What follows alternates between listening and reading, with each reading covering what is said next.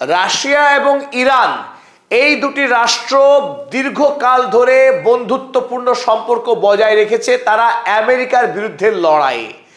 যখন আমেরিকা এবং Israel Iran হামলা করবার ষড়যন্ত্র করছিল সেই সময়েও আমরা দেখেছি রাশিয়া ইরানের সাথে যৌথ নৌ কুচকাওয়াজে যুক্ত হয়েছিল পারস্য উপসাগরে। কিন্তু যুদ্ধ শুরু হবার পর থেকেই যখন ইরানের বড্ড বেশি রাশিয়ার সাহায্য প্রয়োজন ছিল, তারপর থেকে আমরা গোটা পৃথিবীর মানুষ পথ চেয়ে বসেছিল একটি খবরের আশায়, রাশিয়া কি সত্যি সত্যি ইরানের সাথে আমেরিকা ইসরায়েলের বিরুদ্ধে লড়াইয়ে সামিল হবে? সরাসরি এই যুদ্ধ কি ব্যাপক আকার নেবে, বিশ্বব্যাপী ছড়িয়ে পড়বে, তৃতীয় বিশ্বযুদ্ধের আকার নেবে? চীন, রাশিয়া, ইরান ঐক্যবদ্ধভাবে আমেরিকা, ইসরায়েল এবং ইউরোপ বা ন্যাটো তাদের বিরুদ্ধে যে বৃহত্তর লড়াই, সেই লড়াই কি দাঁড়া বাঁধবে? কিন্তু আজ যখন ইরান, ইসরায়েল এবং আমেরিকার বিরুদ্ধে লড়াইয়ে 10 নম্বর দিনে পা দিল, যখন ইতিমধ্যেই ইরানের 2000 জায়গায় মার্কিন এবং ইসরায়েলি সেনা বোমা হামলা চালিয়েছে, ইরানের বেশ কিছু নৌ জাহাজকে ধ্বংস করে দিয়েছে এবং ইরানের অয়েল ফিল্ডে বোমাবাজি করে ব্যাপক ক্ষয়ক্ষতি করেছে, ইরানের সর্বোচ্চ নেতা আয়াতুল্লাহ আলী খামেনেই সহ দেশের অন্যতম প্রধান 5 নেতাকে খুন করে দিয়েছে আমেরিকা এবং ইসরায়েল, তারপরেও আমরা দেখতে পাচ্ছি এখনো এই যুদ্ধে ইরান একা লড়ে যাচ্ছে। তাহলে অসময়ের বন্ধুই যদি প্রকৃত বন্ধু হয়, তাহলে কি একথা বলতে হবে রাশিয়া এবং চায়না এরা ইরানের প্রকৃত বন্ধু ছিল না? নাকি সত্যি সত্যি এখনো রাশিয়া এবং চীন ইরানকে সব রকম সাহায্য করে যাচ্ছে, কিন্তু আমরা তার কোনো সঠিক খবর পাচ্ছি না? চলুন আজকের এই নিবেদনে আমরা বোঝার চেষ্টা করি সত্যি সত্যি রাশিয়া এবং ইরানের যে দীর্ঘদিনের বন্ধুত্ব, এমনকি ইরান রাশিয়াকে ইউক্রেন যুদ্ধে যেভাবে শাহিদ ড্রোন সহ একাধিক অস্ত্র দিয়ে যে অফুরন্ত সহযোগিতা করেছিল রাশিয়াকে, তার প্রতিদান আদৌ কি রাশিয়া দিচ্ছে ইরানকে? তার উত্তর খোঁজার চেষ্টা করি আজকের এই নিবেদনে। মূল আলোচনা শুরুর আগে আপনাদের প্রত্যেককে পদাতিক চ্যানেলকে সাবস্ক্রাইব করার অনুরোধ জানাই। তার সাথে যদি আপনারা আমাদের চ্যানেলে নিয়মিত শ্রোতা হন এবং আমাদের কাজ যদি আপনাদের সত্যি সত্যি ভালো লেগে থাকে, তাহলে জয়েন বাটনে ক্লিক করে আমাদের পদাতিক চ্যানেলের মেম্বার হন। চলুন দেখে নেওয়া যাক আজকের এই নিবেদনে রাশিয়া কিভাবে ইরানকে সাহায্য করছে আমেরিকা ইসরায়েলের বিরুদ্ধে এই যুদ্ধে, না আদৌ রাশিয়া সেইভাবে কোনো সাহায্য করছে না ইরানকে।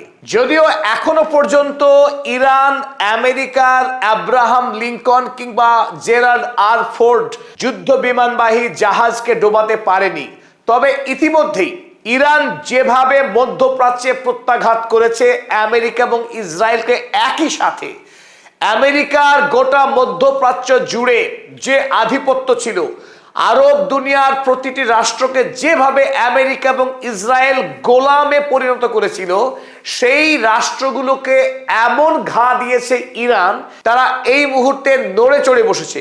কারণ এক দিনের মধ্যে ইরান গোটা মধ্যপ্রাচ্যের আমেরিকায় যতগুলো সেনা ছাউনি ছিল প্রতিটিতে সফলভাবে ড্রোন এবং মিসাইল হামলা চালিয়ে সেখানে ব্যাপক ধ্বংসকাণ্ড চালিয়েছে।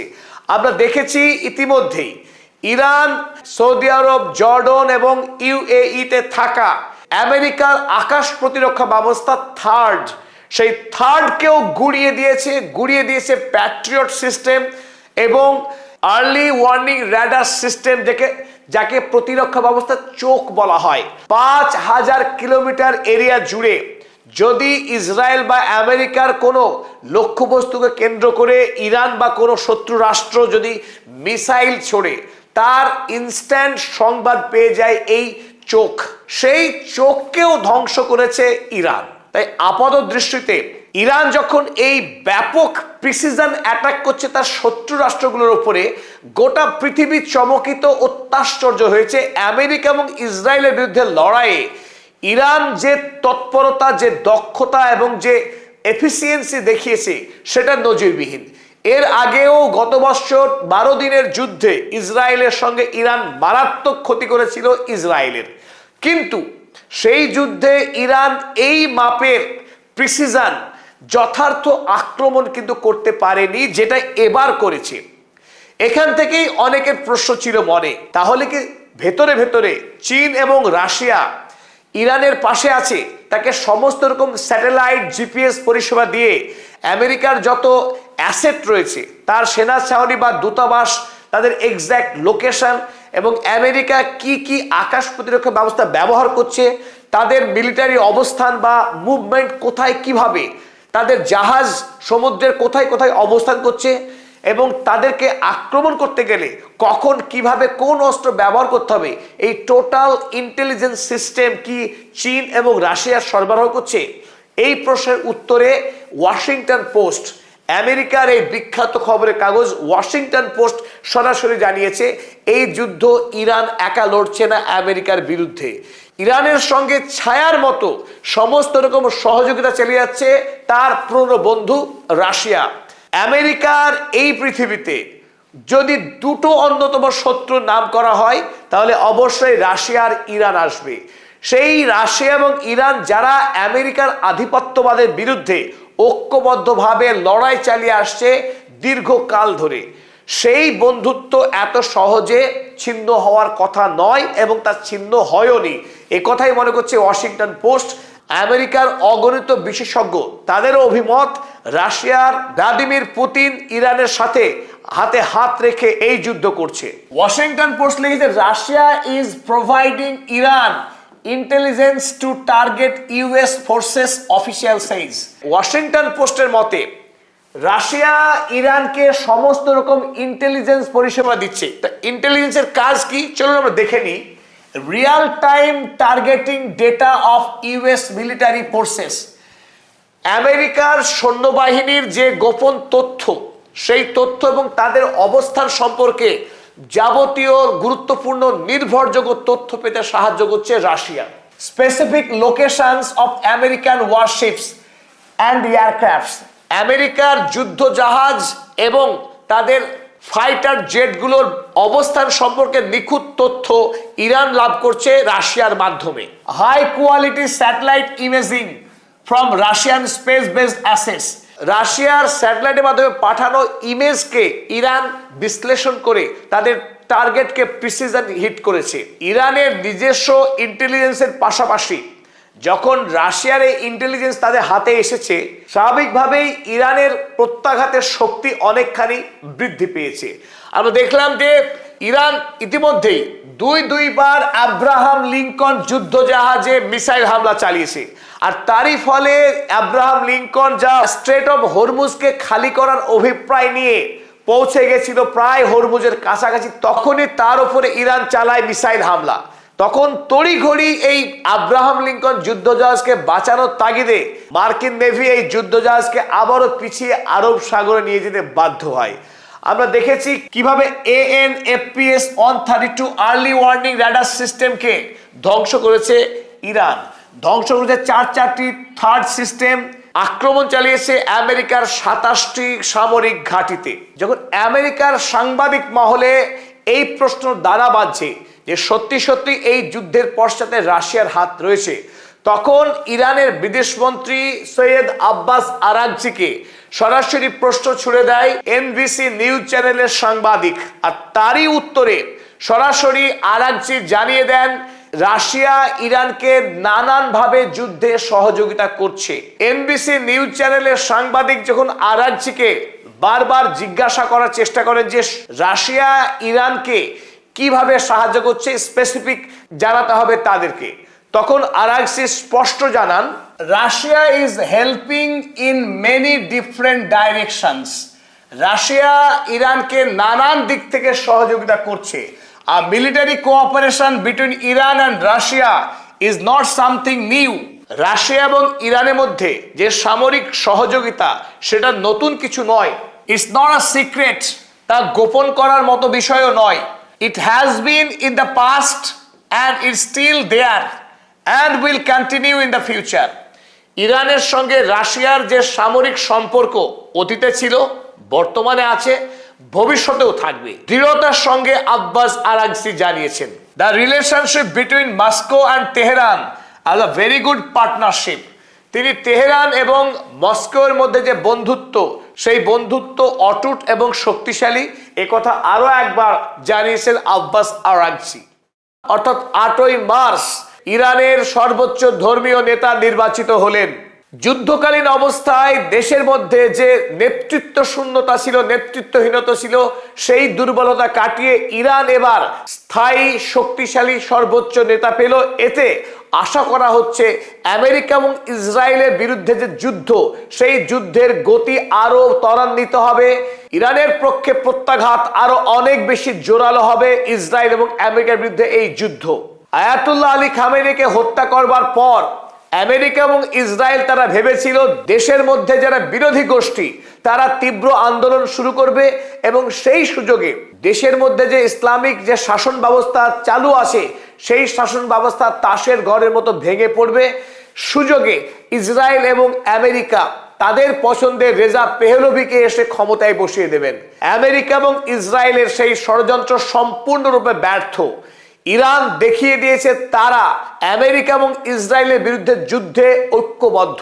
1979 সাল থেকে আজ অবধি 47 বৎসর ধরে যে শাসন ব্যবস্থা ইরানে চলছে, সেই শাসন ব্যবস্থার প্রতি ইরানের মানুষের অটুট ভরসা রয়েছে।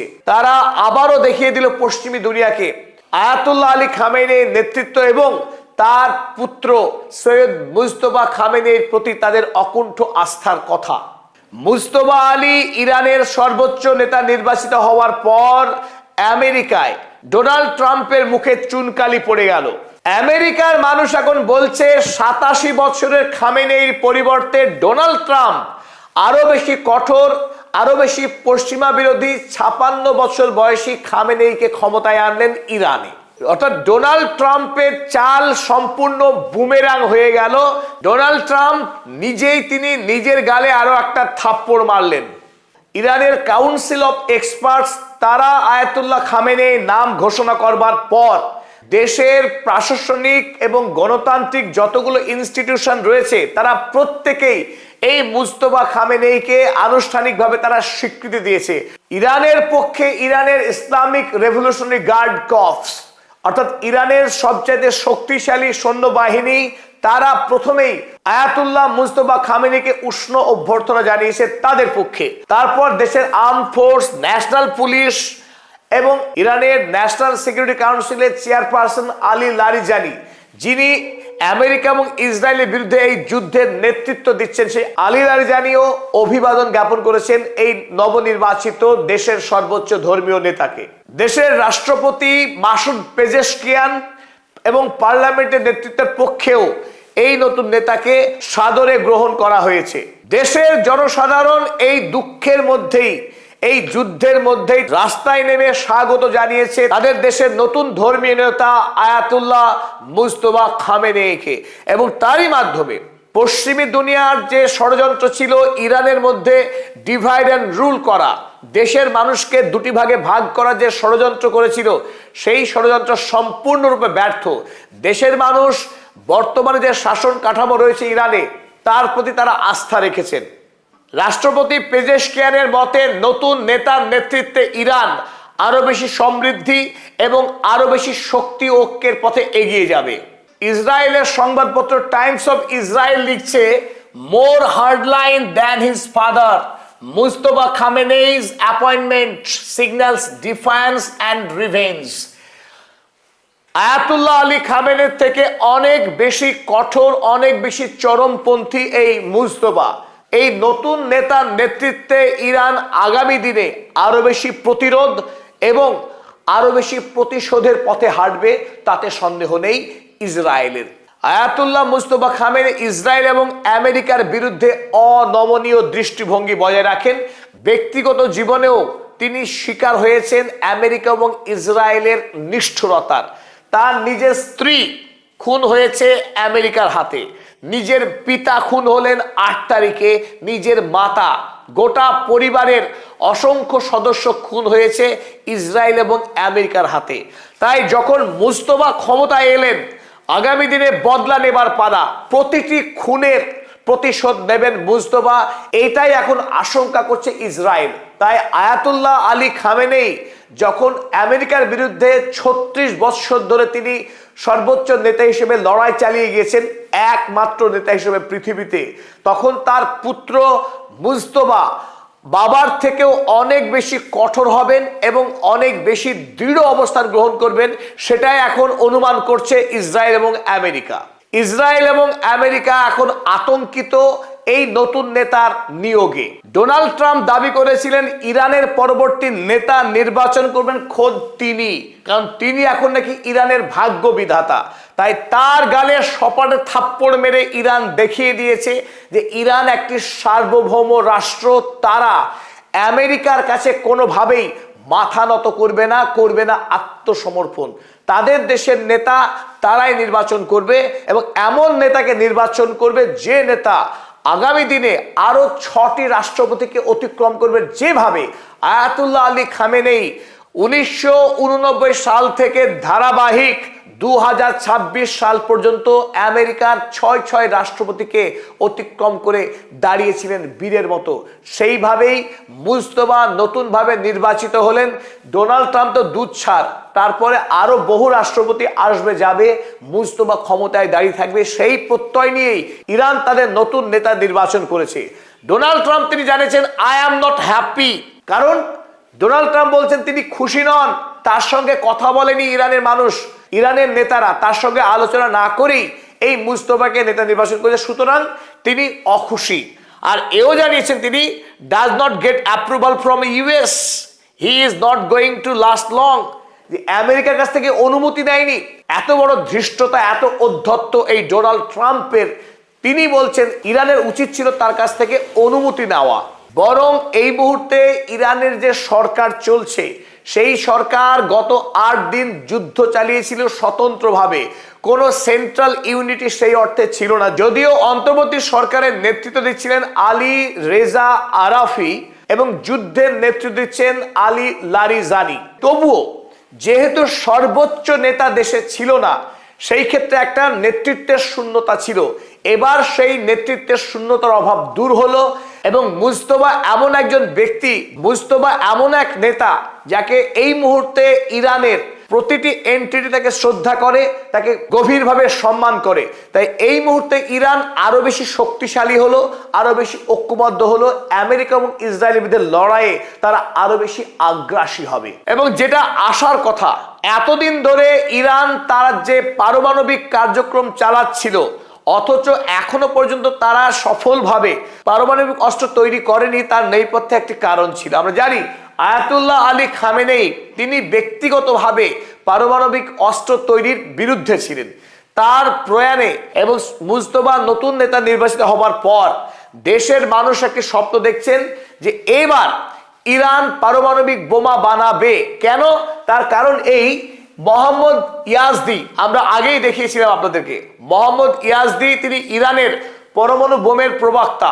তিনি সারা জীবন দাবি করে এসেছিলেন যে ইরানের উচিত পারমাণবিক বোমা তৈরি করা এবং তাতে ইসলামের সঙ্গে কোনো বিরোধ নেই। তিনি কাউন্সিল অফ এক্সপার্টসের চেয়ারম্যান ছিলেন, আয়াতুল্লাহ খামেনির অত্যন্ত স্বজন বন্ধু ছিলেন।